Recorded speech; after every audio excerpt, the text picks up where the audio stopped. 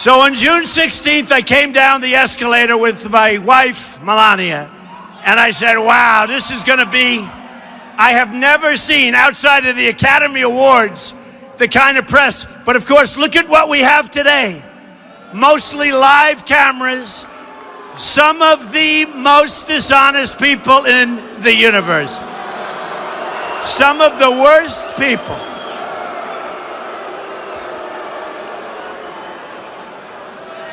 Why don't you take those cameras and spin them around a little bit and show them?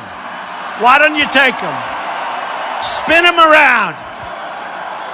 They don't want to do that, folks.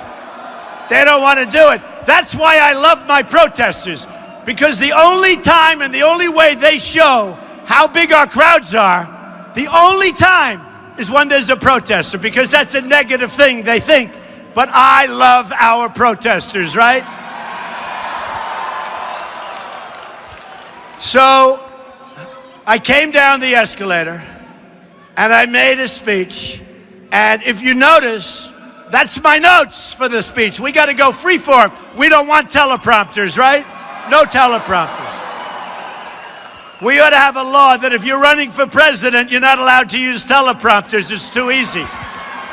Look what we got the last time. We got a teleprompter guy. We don't need that. We don't need that.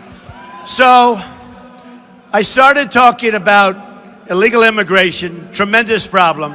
I don't think this would be a problem that would even be discussed, frankly, if we didn't do it and put it as part of our campaign. And we talked about bad trade, really bad trade. We're losing $500 billion a year with China. We're losing $58 billion a year with Mexico. We're losing over $100 billion a year with Japan. And every single country, no matter what, name a country, we lose. We don't win anymore. We're going to start winning. We're going to win with trade. We're going to win with our military. We're going to start winning again.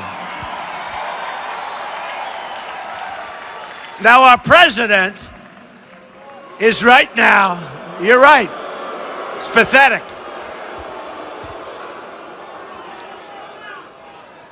Honestly, folks, we have leadership right now in this country, especially at the top, that is grossly incompetent. They don't know what the hell they're doing. They don't know what they're doing. So I saw he's in Japan, in Hiroshima, and that's fine. Just as long as he doesn't apologize, it's absolutely fine. Who cares?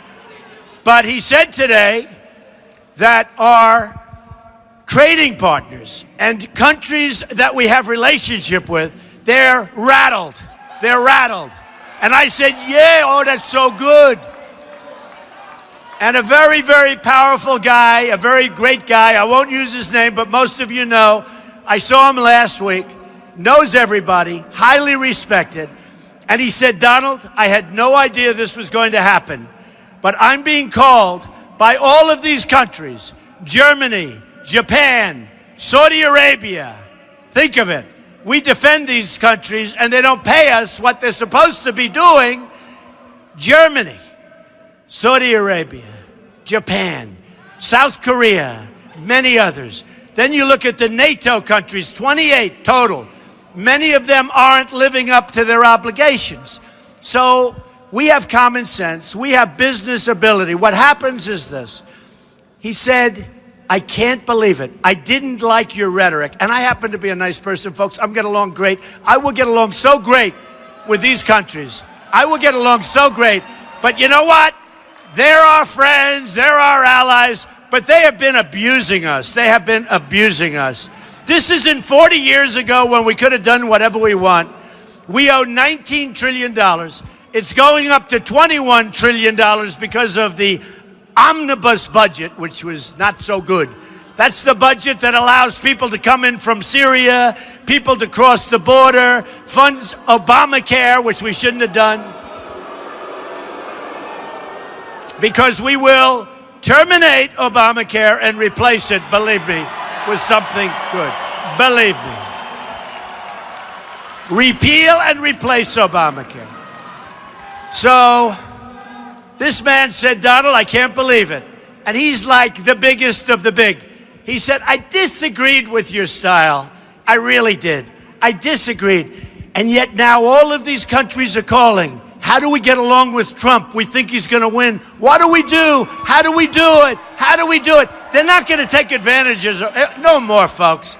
We've had enough. No more.